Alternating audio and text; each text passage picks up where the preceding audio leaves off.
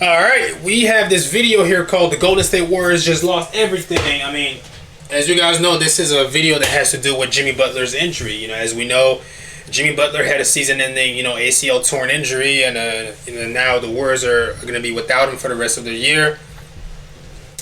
And yeah, now the Warriors, I mean, bro, they took a big hit with that one, bro. Like, the thing is that, bro, like, I saw a lot of people mention, like, oh, they're not going to make, like, without that, they're probably not going to make it out the first round. But hey, like, they're probably going to fall out of playoff contention, honestly, the way it's looking, bro.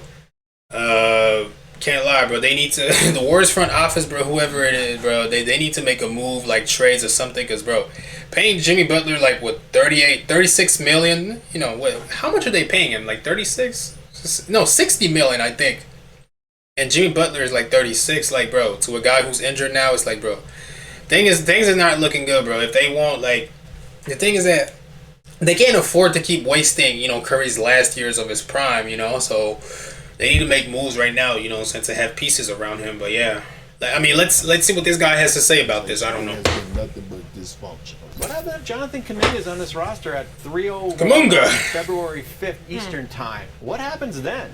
I've had enough of this. Just move on. I can't take it anymore. I really thought that we were done talking about the Golden State Warriors drama for at least a few weeks. I thought the biggest storyline heading into the trade deadline was going to be what they do with Jonathan Kuminga after he demanded a trade. But the basketball gods said, nah, we're going to make this situation way more complicated than it already was. Because just 5 days after Jonathan Kuminga demanded a trade out of Golden State, Jimmy Butler went down with a torn ACL against his former team. And now the Golden State Warriors are sitting here at the trade deadline with their second best player done for the season, a disgruntled young player who hasn't played in over a month demanding a trade, and Steph Curry turning 38 years old in March, watching his championship window slam shut in real time. This is an absolute nightmare scenario. Yeah, but this is a nightmare, honestly, for not only Curry but the Warriors, the Warriors franchise, because, bro, the thing is that, bro, after Curry leaves for real, but the Warriors are not going to be contenders for anything for at least like 10 years, bro. It's like,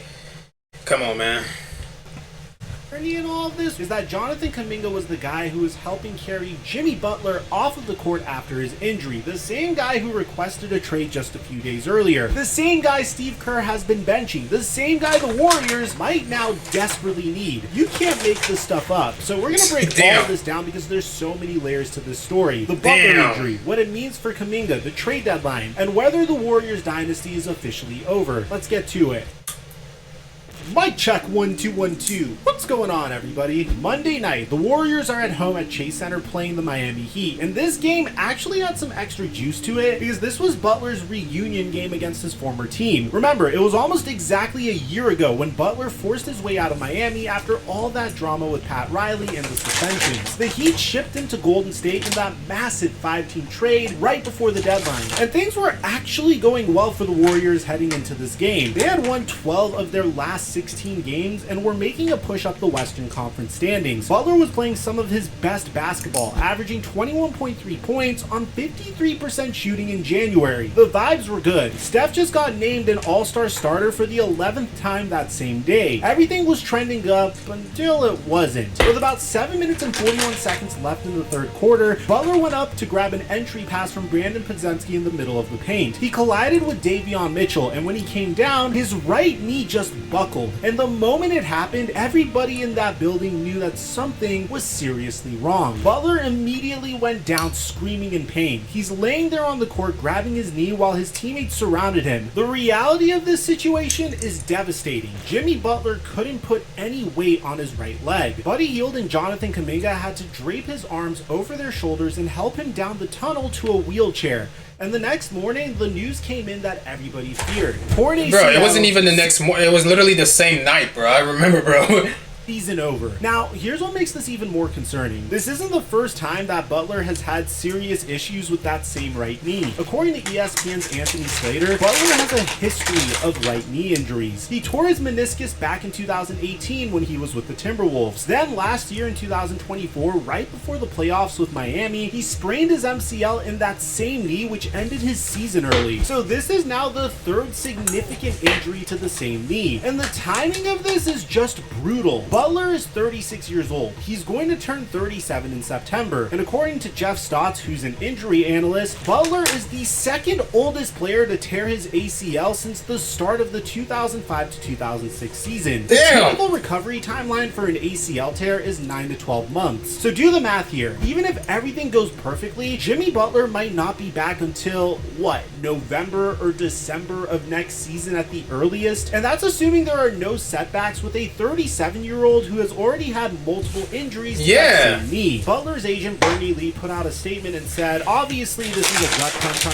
every level for Jimmy and the entire group, but I firmly believe that this is just part of the journey. I've known for over 10 years now that Jimmy Butler is going to win a championship before he is done. My belief in that is unwavering. If you know anything about Jimmy, you know exactly how he will attack this challenge. Do you think so? Put simply, he has this. I personally love the confidence from his agent, but the reality is that the Warriors traded for Butler to win a championship now. They gave him a 2-year, $111 million extension that runs... Like like this injury was not supposed to happen. Like, you know, like they're not in it. They're not in on this for, you know, any delay or whatever. They wanted, you know, shit done now. Like, through the 2026-27 season. They shipped out Andrew Wiggins, Kyle Anderson, and the first-round pick to get him. The whole point was to give Steph Curry one more run at a title before the window closes for good. And now, that window just got way smaller. Which brings us to the elephant in the room, Jonathan Kuminga. This Jimmy Butler injury just made an already messy situation way more complicated. For those of you guys who haven't been following the drama, let me catch you up real quick. Just 5 days before Butler went down, Jonathan Kuminga demanded a trade. And here's the thing, January 15th was the first day that he was even eligible to be traded based on the terms of the contract. Damn, he was waiting, bro. So the literal first day the league rules allowed him to be moved, he went to the team and said, get me out of here. That tells you everything about where his head is at. Now, how did we even get here? Kuminga started this season as a starter. The first 12 games he was in the starting lineups. Steve Kerr was calling him a secure starter after a hot start. But then a combination of injuries and some struggles led him to getting demoted to the bench. And then he fell completely out of the rotation. According to the San Francisco Chronicle, Kuminga hasn't played a single minute since December 18th. That's over a month of just sitting there in street clothes while his team plays. Reports came out that Steve Kerr wasn't even the one who wanted Kuminga in the first place.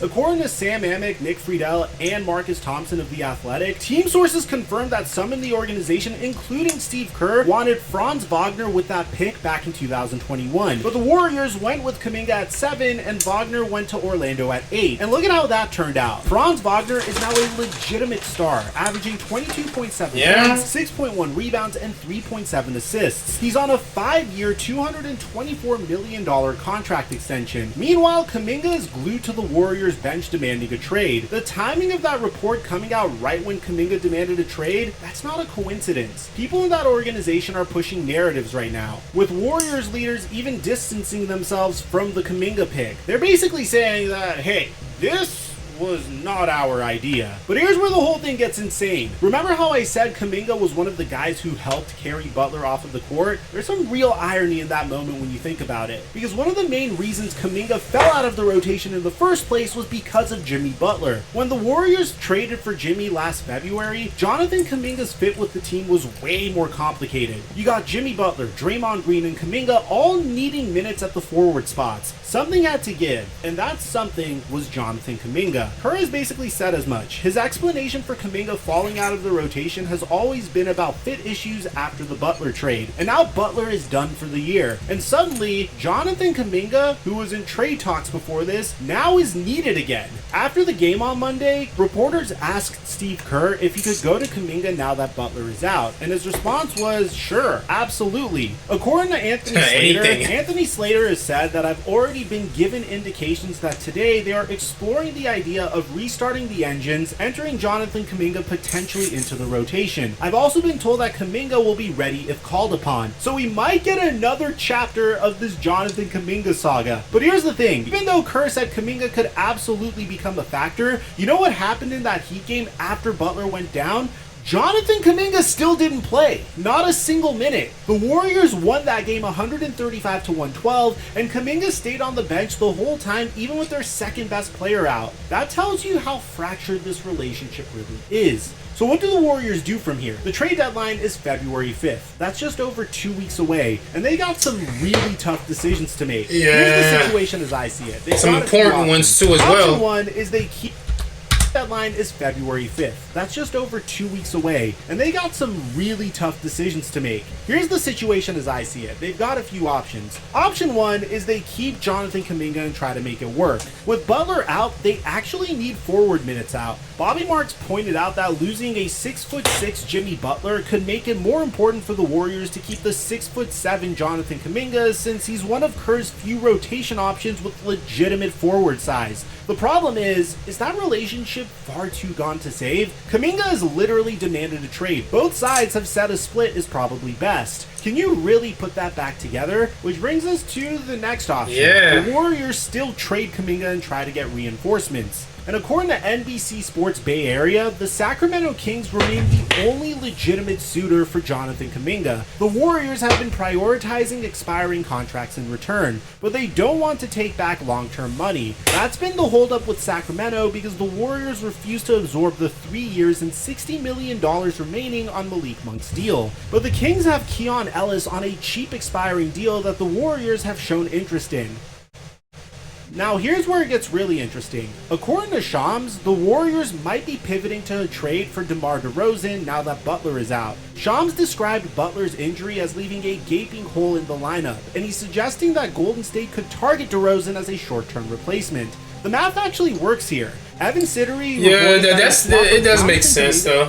Plus a veteran minimum salary for DeRozan is a legal trade framework for Golden State and the Kings. So this isn't just speculation. This is a deal that could actually happen. Now think about what DeRozan brings. He's a 6-time All-Star. He's 36 years old, the same age as Butler, but he's been one of the most durable players in the league. The man has never played fewer than 60 games in a season in his entire career. That's insane consistency. He's averaging over 21 points per game across his 17 NBA seasons. And unlike some of the other names being thrown around, DeMar DeRozan is a proven scorer who can create his own shot in the mid-range. But the fit isn't perfect. Maybe he definitely got a lot better, bro. DeRozan isn't exactly a three-point shooter. But here's the thing. With Butler out, they need someone who can get buckets. Period. Yeah, that's... And DeMar DeRozan can literally hit. DeMar DeRozan can give you that, and that's what Jimmy Butler was here, for anyway. So do that. Plus, if they can get Keon Ellis included in the deal, that's a 25-year-old guard who shoots over 40% from 3 and plays solid defense. That would actually address multiple needs. For the Kings, they've wanted Jonathan Kuminga for a long time now.